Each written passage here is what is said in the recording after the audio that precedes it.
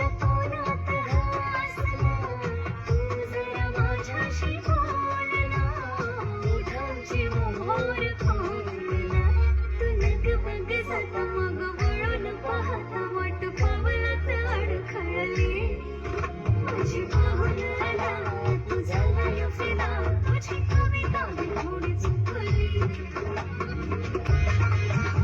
काय करता